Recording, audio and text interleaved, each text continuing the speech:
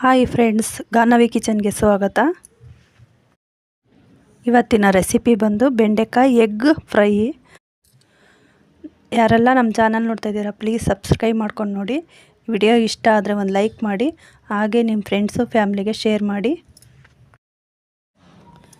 ನೋಡಿ ಬೆಂಡೆಕಾಯಿ ಪಲ್ಯ ಎಷ್ಟು ಸೂಪರಾಗಿ ಬಂದಿದೆ. ಒಂದು ಸಲ ನೀವು ಟ್ರೈ ಮಾಡಿ. ಬೆಂಡೆಕಾಯಿ ಎಗ್ಗು ಫ್ರೈ ಸೂಪರಾಗಿದೆ. ನಾವು ಬೆಂಡೆಕಾಯಿ ಪಲ್ಯಕ್ಕೆ ಎಗ್ ಹಾಕಿರೋದ್ರಿಂದ ಈ ಪಲ್ಯ ಸೂಪರಾಗಿ ಬಂದಿದೆ. ಇದು ಚಪಾತಿಗೆ, ದೋಸೆಗೆ, ರೊಟ್ಟಿಗೆ ಎಲ್ಲದಕ್ಕೂ ಸೂಪರಾಗಿರುತ್ತೆ. ಒಂದು ಸಲ ಟ್ರೈ ಮಾಡಿ. ಹೇಗೆ ಮಾಡೋದು ನೋಡೋಣ ಬನ್ನಿ. ಬೆಂಡೆಕಾಯಿ, ಈರುಳ್ಳಿ, ಟೊಮೊಟೊ, 1 ಸ್ಪೂನಷ್ಟು ಅಚ್ಚ ಪುಡಿ, ಸ್ವಲ್ಪ ಕೊತ್ತಂಬರಿ ಸೊಪ್ಪು, 1 ಎಗ್ ತೊಗೊಂಡಿದ್ದೀನಿ. ನಾನಿಲ್ಲಿ ಬೆಂಡೆಕಾಯಿ ಹುರಿದ್ಬಿಟ್ಟು ತೊಗೊಂಡಿದ್ದೀನಿ. ನಾನಿಲ್ಲಿ ಸ್ಟವ್ ಮೇಲೆ ಒಂದು ಕಡಾಯಿ ಇಕ್ಕಿದ್ದೀನಿ. ಅದಕ್ಕೆ 1 ಸ್ಪೂನು ಆಯಿಲ್ ಹಾಕ್ಕೊಂಡಿದ್ದೀನಿ. ಸ್ವಲ್ಪ ಬಿಸಿ ಆದಮೇಲೆ ಒಂದು ಸ್ವಲ್ಪ ಸಾಸಿವೆ, ಕರಿಬೇವಿನ ಸೊಪ್ಪು ಹಾಕ್ಕೊಳ್ಳಿ. ನಾನಿಲ್ಲಿ ಅರ್ಧ kg ಬೆಂಡೆಕಾಯಿ ತೊಗೊಂಡಿದ್ದೀನಿ. ಚೆನ್ನಾಗಿ ತೊಳೆದ್ಬಿಟ್ಟು ಬಟ್ಟೆಯಲ್ಲಿ ಡ್ರೈ ಮಾಡಿ, ಆಮೇಲೆ ಸಣ್ಣದಾಗಿ ಕಟ್ ಮಾಡಿ ಎಣ್ಣೆಯಲ್ಲಿ ಸ್ವಲ್ಪ ಫ್ರೈ ಮಾಡ್ಕೊಬೇಕು. 2 ಈರುಳ್ಳಿ, 1 ಟೊಮೊಟೊ ತೊಗೊಂಡಿದ್ದೀನಿ. ಮೊಟ್ಟೆ 1 ತೊಗೊಂಡಿದ್ದೀನಿ ನಾನು. ಬೇಕಾದ್ರೆ ನೀವು ಇನ್ನೂ ಒಂದು ಹಾಕ್ಕೋಬೋದು, ತುಂಬ ಟೇಸ್ಟ್ ಇರುತ್ತೆ. ಇವಾಗ ಸಾಸಿವೆ, ಕರಿಬೇವಿನ ಸೊಪ್ಪು ಹಾಕಿ ಒಗ್ಗರಣೆ ಮಾಡ್ಕೊಂಡಿದ್ದಾಗಿತ್ತು. ನಾನು ಇವಾಗ ಈರುಳ್ಳಿ ಹಾಕಿದ್ದೀನಿ. ಅದನ್ನು ಸ್ವಲ್ಪ ಫ್ರೈ ಮಾಡ್ಕೊಬೇಕು. ಈ ವಿಡಿಯೋ ಎಂಡ್ವರೆಗೂ ನೋಡಿ, ಎಲ್ಲೂ ಸ್ಕಿಪ್ ಮಾಡಬೇಡಿ.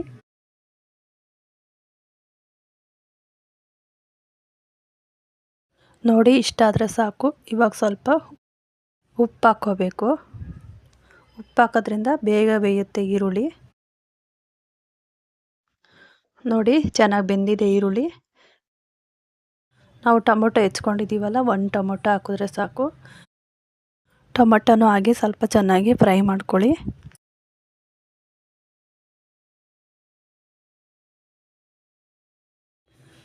ನೋಡಿ ಇಷ್ಟು ಫ್ರೈ ಆಗಿದ್ರೆ ಸಾಕು. ಇವಾಗ ಅಚ್ಚ ಪುಡಿ ಹಾಕ್ಕೋಬೇಕು. ಸ್ವಲ್ಪ ಮಿಕ್ಸ್ ಮಾಡ್ಕೊಳ್ಳಿ. ಅಚ್ಚ ಪುಡಿ ಹಾಕಾದ್ಮೇಲೆ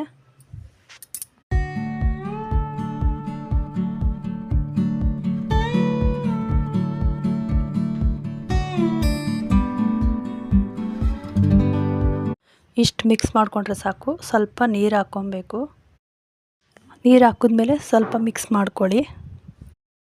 ನೀರು ಹಾಕಿದ್ಮೇಲೆ 1 ನಿಮಿಷ ಬೇಯಕ್ಕೆ ಬಿಡಬೇಕು. ಆವಾಗ ಚೆನ್ನಾಗಿ ಬೆಂದಿರುತ್ತೆ.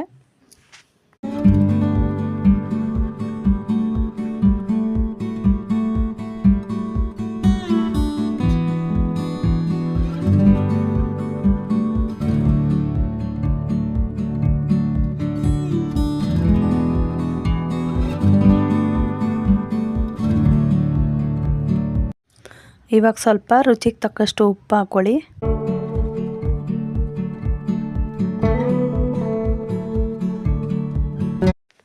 ಇವಾಗ ನಾನು ಬೆಂಡೆಕಾಯಿ ಹುರಿದು ರೆಡಿ ಮಾಡ್ಕೊಂಡಿದ್ದೀನಿ. ಅದನ್ನು ಹಾಕ್ಕೊತಾ ಇದ್ದೀನಿ. ನೋಡಿ ಈ ಥರ ಸಣ್ಣ ಕಟ್ ಮಾಡಿ ಹುರಿದು ಹಾಕ್ಕೊತಾ ಇದ್ದೀನಿ. ಬೆಂಡೆಕಾಯಿ ಸಣ್ಣ ಕಟ್ ಮಾಡಿ ಎಣ್ಣೆಲಿ ಹುರ್ಕೋಬೇಕು. ಹಂಗೆ ಹಾಕಿದ್ರೆ ಚೆನ್ನಾಗಿರಲ್ಲ. ಎಣ್ಣೆಲಿ ಹುರ್ಕೊಂಡು ಹಾಕಿದ್ರೆ ತುಂಬ ಟೇಸ್ಟ್ ಬರುತ್ತೆ. ಇವಾಗ ಇಷ್ಟು ಫ್ರೈ ಆದಮೇಲೆ ಸ್ವಲ್ಪ ನೀರು ಹಾಕ್ಕೊಳ್ಳಿ. ಬೆಂಡೆಕಾಯಿ ಬೇಯೋಷ್ಟು ಹಾಕ್ಕೊಳ್ಳಿ ಸಾಕು. ನಾವು ಎಣ್ಣೆಯಲ್ಲಿ ಫ್ರೈ ಮಾಡಿರ್ತೀವಲ್ಲ, ಜಾಸ್ತಿ ಏನು ಬೇಡ. ನೋಡಿ ಇಷ್ಟ ಆದರೆ ಸಾಕು. ಬೆಂಡೆಕಾಯಿ ಎಷ್ಟಿದೆಯೋ ಅಷ್ಟು ನೀರು ಹಾಕ್ಕೊಂಡ್ರೆ ಅದು ಬೇಯುತ್ತೆ ಸಾಕು.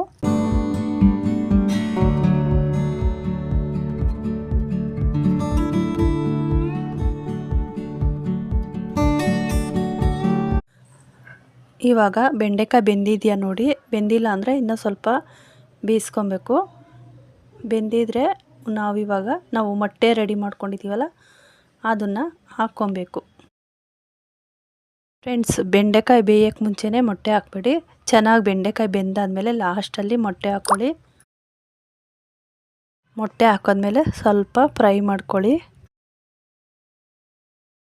ಜಾಸ್ತಿ ಫ್ರೈ ಮಾಡ್ಕೋಬಾರ್ದು. 1 ನಿಮಿಷ ಹಂಗೆ ಬಿಟ್ಬಿಟ್ಟು ಆಮೇಲೆ ಈ ಥರ ಸ್ವಲ್ಪ ಫ್ರೈ ಮಾಡಿಕೊಂಡ್ರೆ ನೋಡಿ ಮೊಟ್ಟೆ ನೀಟಾಗಿ ಕಾಣಿಸುತ್ತೆ. ಆವಾಗ ಚೆನ್ನಾಗೇ ಟೇಸ್ಟ್ ಇರುತ್ತೆ. ನಾವಿಲ್ಲಿ ಮೊಟ್ಟೆ ಬದಲು ತೆಂಗಿನಕಾಯಿ ಹಾಕ್ಕೋಬೋದು. ನೀವೇನಾದರೂ ಮೊಟ್ಟೆ ತಿನ್ನಲ್ಲ ಅಂದರೆ ತೆಂಗಿನಕಾಯಿ ಹಾಕ್ಕೊಳ್ಳಿ.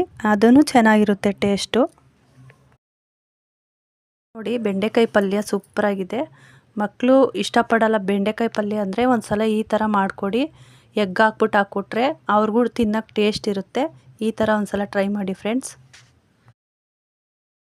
ನಾವು ದೋಸೆ ಚಪಾತಿಗೆ ರೊಟ್ಟಿಗೆ ಅಲ್ದಲೆ ನಾವು ಬೇಳೆ ಸಾರು ಮೊಸಪ್ಪು ಸಾರು ಏನಾದರೂ ಮಾಡಿರ್ತೀವ ಅದಕ್ಕೆ ನೆಂಚ್ಕೊಳ್ಳೋಕೆ ಬೇಕು ಅಂದರೆ ಈ ಥರ ಪಲ್ಯ ಮಾಡ್ಕೋಬೋದು. ಅದು ಸೂಪರಾಗಿರುತ್ತೆ. ಬೆಂಡೆಕಾಯಿ ಎಗ್ ಫ್ರೈ ರೆಡಿ. ಈಗ ಸ್ವಲ್ಪ ಕೊತ್ತಂಬರಿ ಸೊಪ್ಪು ಹಾಕ್ಕೊಬಿಡಿ ಲಾಸ್ಟಲ್ಲಿ. ಸೂಪರಾಗಿ ಬಂದಿದೆ ನೋಡಿ. ಆಹಾ, ನೋಡಿದ್ರೆ ತಿನ್ನಬೇಕು ಅನ್ನಿಸ್ತೈತೆ. ಓಕೆ ಫ್ರೆಂಡ್ಸ್, ಇದಾಗಿತ್ತು ಇವತ್ತಿನ ವಿಡಿಯೋ. ಫ್ರೆಂಡ್ಸ್, ನಮ್ಮ ಚಾನಲ್ ಸಬ್ಸ್ಕ್ರೈಬ್ ಮಾಡ್ಕೊಂಡಿಲ್ಲ ಅಂದರೆ ಸಬ್ಸ್ಕ್ರೈಬ್ ಮಾಡ್ಕೊಂಡು ನೋಡಿ. ನಾವು ಹಾಕೋ ವಿಡಿಯೋ ನೀವೇ ಫಸ್ಟ್ ನೋಡ್ಬೋದು. ಈ ವಿಡಿಯೋ ಇಷ್ಟ ಆದರೆ ಫ್ರೆಂಡ್ಸು ಫ್ಯಾಮ್ಲಿಗೆ ಶೇರ್ ಮಾಡಿ. ಹಾಗೆ ಎಂಡವರೆಗೂ ನೋಡಿದ್ದೀರಾ ಅಂದ್ಕೊಂಡಿದ್ದೀನಿ. ಒಂದು ಲೈಕ್ ಕೊಡಿ.